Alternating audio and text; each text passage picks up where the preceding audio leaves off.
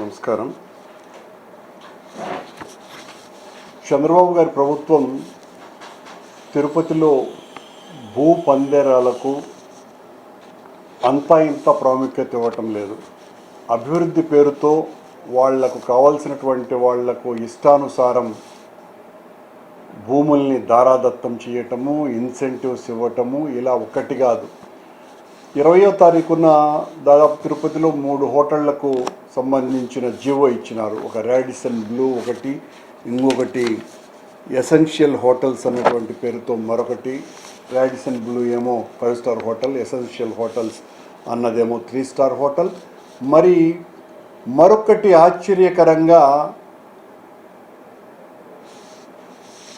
ఒక company CRR hospitality అనేటువంటి ఒక కంపెనీకి సంబంధించి వాళ్ళ సొంత పొలంలో 1 ఎకరా 71 సెంట్లు ఉన్నటువంటి పొలంలో వాళ్ళు 5 స్టార్ హోటల్ కట్టబోతున్నారు. ఇక్కడ దామినేడిలో, తిరుపతి కలెక్టర్ ఆఫీస్కు అతి దగ్గరలో ఉన్న చోటులో. కనుక వాళ్లకు అనేకమైన రాయితీలు ఇచ్చింది. 5 సంవత్సరాల పాటు ఎలక్ట్రిసిటీ ఫ్రీ, జిఎస్టీ లేదు, ఇతర అనేక ఛార్జీలు నీటి వసతికి మరియు మురుగునీటి శుభ్రతకు వీటికి దేనికి కూడా 5 సంవత్సరాల పాటు ₹1 కూడా ఖర్చు పెట్టకుండా వాళ్లకు ఆ సిఆర్ఆర్ హాస్పిటాలిటీ అన్నటువంటి సంస్థకి ఇచ్చినటువంటి అనుమతుల వెనుక ఒక పెద్ద స్కామ్ ఉన్నది. ఈ సిఆర్ఆర్ హాస్పిటాలిటీ అన్నది 9 నెలల క్రితం ఏర్పడ్డటువంటి సంస్థట. ఈ సంస్థను గురించి గూగుల్లో సెర్చ్ చేస్తే అది ఎక్కడా ఏ మూల కనపడటంలే.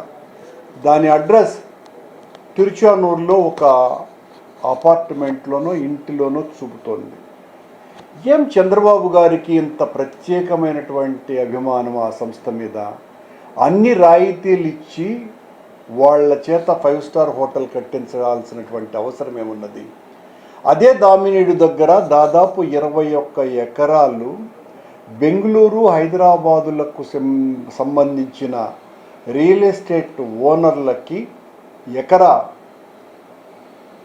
90 లక్షలకి రిజిస్ట్రేషన్ వాల్యూనే 4.5 కోట్లు ఉన్నటువంటి ఆ స్థలంలో ఒరిజినల్ కాస్ట్ దాదాపు 30 కోట్ల రూపాయలకు పైగా ఉన్న మార్కెట్ విలువ ఉన్నటువంటి పొలాలని అప్పళం ధరకి 90 లక్షలకే ఎకరా ఇచ్చినటువంటి ఈ ప్రభుత్వం మళ్ళీ ఈ సిఆర్ఆర్ హాస్పిటల్ అనేటువంటి దానికి ఇన్ని రాయితీలు ఇవ్వవలసినటువంటి అవసరం ఏంటి?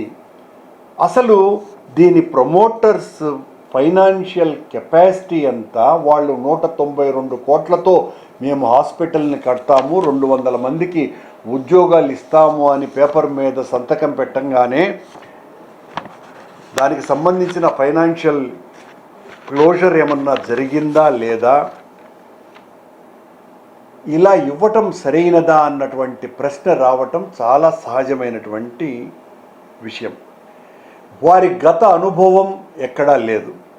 వారికి హోటల్ రంగంలో అనుభవం ఉందా? అస్సలు లేదు. గతంలో వాళ్ళు నిర్వహించిన 4 స్టార్ 5 స్టార్ హోటల్స్ ఏమన్నా ఉన్నాయా? అస్సలు లేవు. పోనీ వాళ్ళు కడుతున్నటువంటి స్టార్ హోటల్ 5 స్టార్ ఏదో ఒకవేళ తాజ్ వాళ్ళతోనో, ఒబరాయ్ గ్రూప్తోనో, లేకపోతే ఐటీసీ కంపెనీతోనో ఏమన్నా ఒప్పందం కుదుర్చుకున్నారా? అది లేదు. వాళ్ళు 5 స్టార్ హోటల్ కట్టాలనుకున్నారు, మేము ఇచ్చేస్తున్నాం వాళ్ళకి కావలసినటువంటి రాయితీలన్నీ, 192 కోట్లతో కడతాం, 200 మందికి పైగా ఉద్యోగాలు వస్తాయి, మాకు మొత్తం అన్ని రాయితీలు ఇవ్వండి అని అంటే రేపు వాళ్ళు ఆ హోటలే కడతారన్నటువంటి నమ్మకం ఏమున్నది? వాళ్ళ వెనక ఏ రకమైనటువంటి బ్యాక్గ్రౌండు చూడకుండా, వాళ్ళ వ్యాపార అనుభవం ఏంటి అన్నటువంటి విషయం చూడకుండా, వాళ్ళ ఫైనాన్షియల్ కెపాసిటీ ఏంటి అన్నది కూడా అర్థం చేసుకోకుండా వీళ్ళు ఇష్టం వచ్చినట్టుగా ఈ రకమైనటువంటి అనుమతులు వెనుక ఈ స్టేట్ ఇన్వెస్ట్మెంట్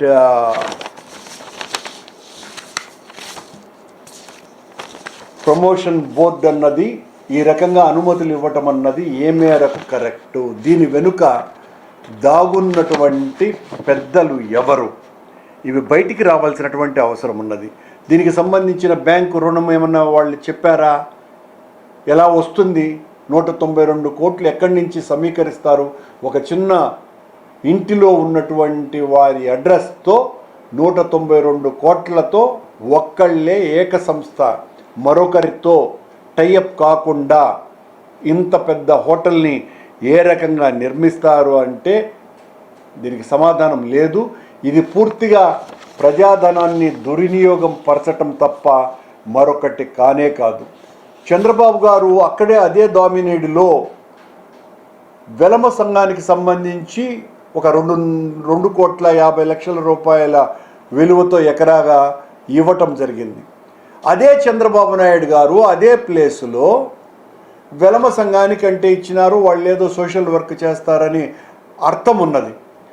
అక్కడే వ్యాపార లాభం కోసమని చేసేటువంటి ఆ హైదరాబాదు బెంగళూరు సంస్థలు 2 సంయుక్తంగా ఏర్పాటు చేసేటువంటి 5 స్టార్ హోటల్ నిర్మాణము స్పాకి సంబంధించి అన్ని రాయితీలే. మొదటిది వాళ్ళ స్థలం 30 కోట్ల ఎకరా అయితే 90 లక్షలకే. వాళ్లకు GST free, registration charge free, current charge free, water free, అన్నీ ఫ్రీ అట. ఇప్పుడు మళ్ళీ మంగళం దగ్గర ఓ రాడిసన్ బ్లూ హోటల్, ఇది మేము అభివృద్ధిని అడ్డుకోవటానికి కాదు ఈ విమర్శ, ప్రజాధనం దుర్వినియోగం కావటాన్ని అడ్డుకోకుండా పోవటం అన్నది చాలా తప్పు అవుతుంది. ఒక అనామక కంపెనీ 192 కోట్ల రూపాయలతో ఒక 5 స్టార్ హోటల్ నిర్మిస్తాము అని ప్రభుత్వానికి ఒక మహజర్ సమర్పించగానే వెనువెంటనే ఇంత పెద్ద ఎత్తున వాళ్లకు అనుమతులు ఎలా వచ్చినాయి? తిరుపతిలో ఇప్పటికే హోటళ్ళు టూరిస్టులు లేక ఇబ్బంది పడుతున్నటువంటి పరిస్థితి. దాదాపు 4,500,000 హోమ్ స్టేలు ఉన్నాయి. తిరుపతిలో అత్యాధునికమైనటువంటి 2 సత్రాలు వస్తున్నాయి.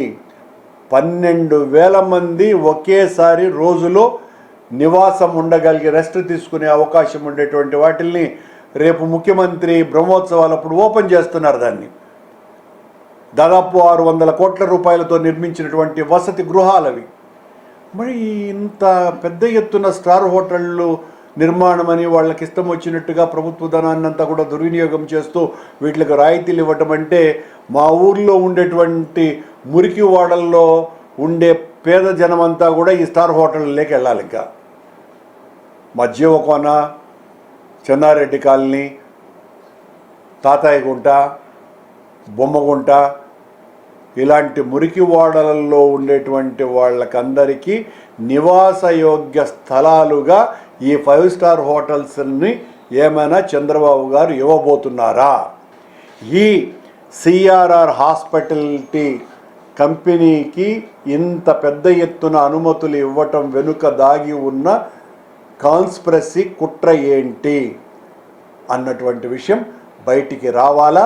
ప్రభుత్వం దానికి వివరణ ఇవ్వాలా?